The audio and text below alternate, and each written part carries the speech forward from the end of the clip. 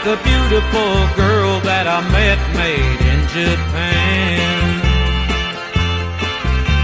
The beauty of her face was beyond my wildest dreams.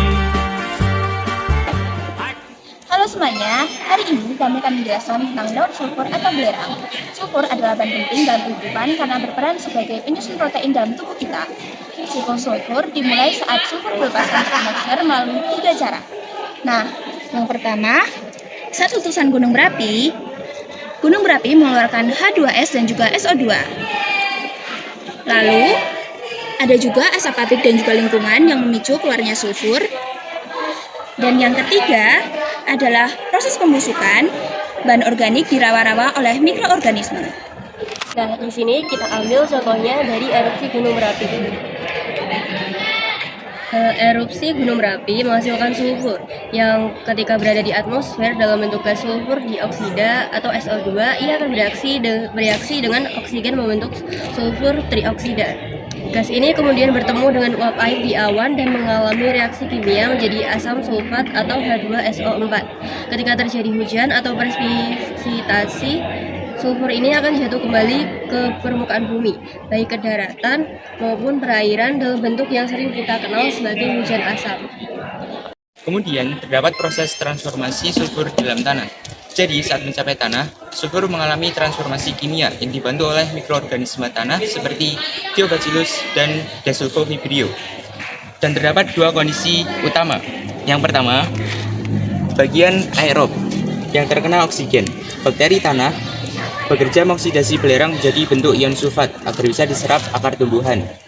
Kedua, pada bagian anaerob, kondisi tanpa oksigen atau di lapisan yang lebih dalam, terjadi proses reduksi yang mengubah sulfur menjadi H2S atau hidrogen sulfida dan belerang murni.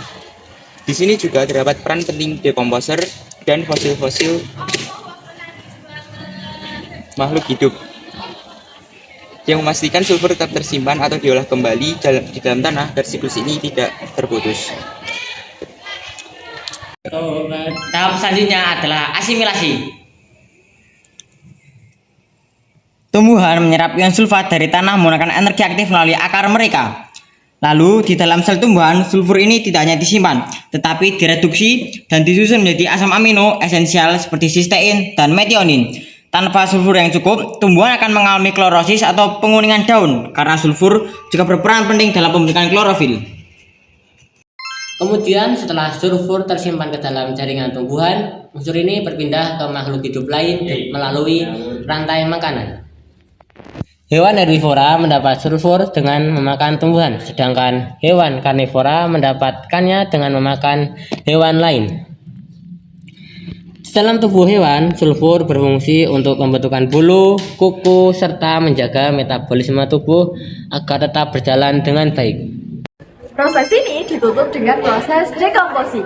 Ketika hewan dan tumbuhan mati, jasad mereka akan diuraikan oleh jamur atau bakteri pengurai, kemudian dilepaskan ke tanah lagi menjadi sulfat atau ke udara menjadi gas H2S dan S.